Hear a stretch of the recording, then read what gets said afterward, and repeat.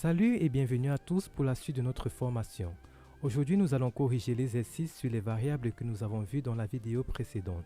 Si vous n'avez pas encore regardé cette vidéo, je mettrai le lien dans la barre de description. Mais avant de commencer, j'aimerais ajouter quelques notions que nous n'avons pas abordées dans la vidéo précédente. Nous avons d'autres opérateurs arithmétiques que nous pouvons utiliser. Il s'agit par exemple de l'opérateur puissance qui est ici représenté par le symbole étoile deux fois. Nous avons aussi l'opérateur modulo qui est représenté par le signe %, et nous avons l'opérateur pour la division entière qui est représenté par le signe slash deux fois. Nous allons donc comprendre cela à travers des exemples.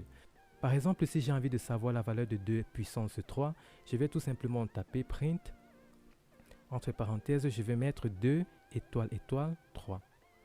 Et je vais taper sur Shift Entrée.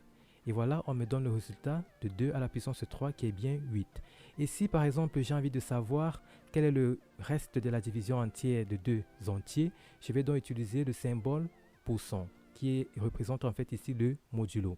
Donc si j'ai envie de savoir le reste de la division de 10 par 3, je vais donc taper print 10 % 3. Et je tape sur Shift Entrée. Et voilà, le reste de la division de 10 par 3, c'est bien 1. Et en ce qui concerne la division entière, je vais utiliser, comme nous l'avons dit tantôt, le signe slash deux fois. Essayons par exemple de savoir quel est le résultat de la division entière de 10 par 3. Donc je vais taper print, j'ouvre les parenthèses et je mets 10 double slash 3. Et je tape sur Shift Entrée. Et voilà, on me met ici là, on me dit en fait que le résultat c'est 3. Mais par contre, si j'utilise l'opérateur slash qui est l'opérateur de division entière normale, donc print 10 divisé par 3, là en fait le résultat va être différent puisqu'ici en fait il s'agit de l'opération de division normale que nous connaissons. Donc quand je vais taper sur Shift Entrée, le résultat va être 3,3333, ainsi de suite. Donc il faut savoir qu'il y a une différence entre le double slash qui est ici là en fait la division entière et le slash qui représente la division normale.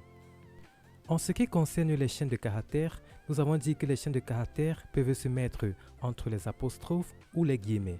Donc si par exemple je déclare la variable a et j'affecte comme chaîne de caractères bonjour, ici je vais par exemple utiliser pour un premier temps les guillemets, comme ceci, bonjour. Ou je peux utiliser les apostrophes.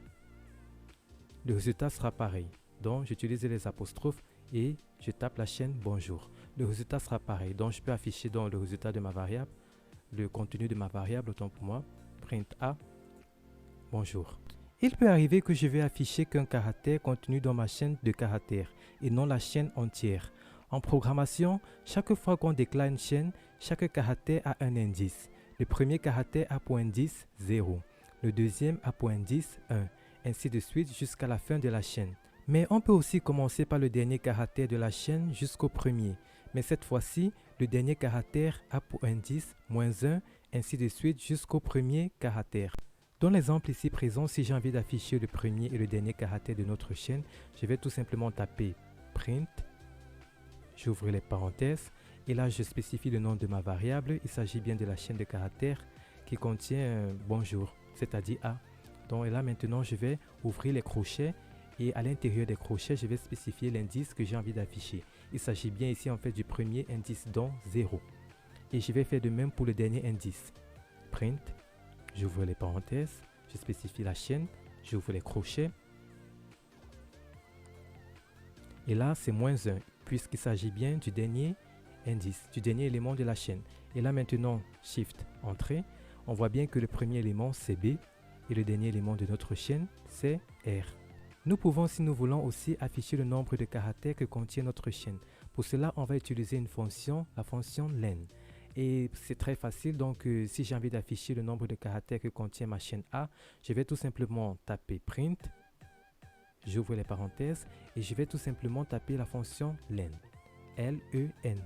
J'ouvre les parenthèses, et à l'intérieur, je spécifie la chaîne dont j'ai envie de connaître le nombre de caractères qu'elle contient. C'est-à-dire, je vais spécifier la chaîne A. Et là maintenant, Shift Entrée. Là, on me dit que notre chaîne A contient 7 caractères. Et si on compte bien la chaîne bonjour, voilà, contient 7 caractères. Maintenant, passons à la correction de notre exercice.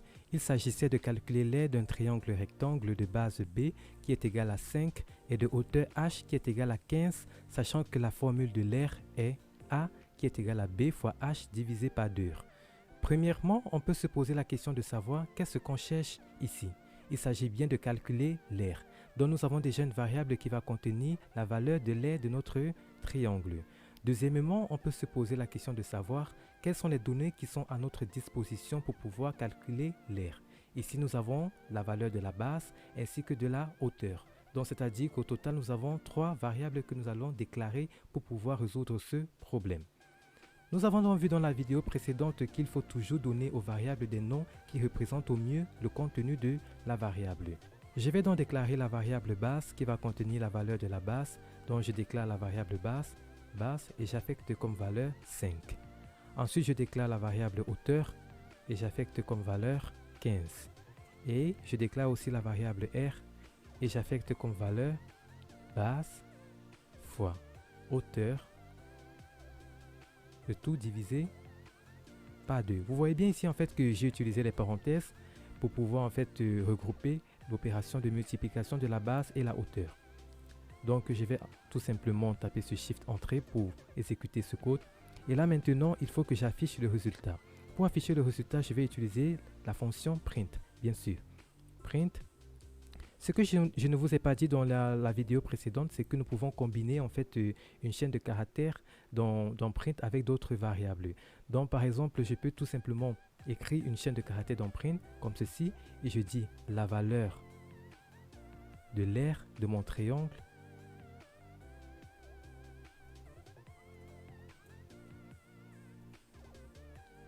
est 2 points. Et là maintenant, je sors des doubles quotes.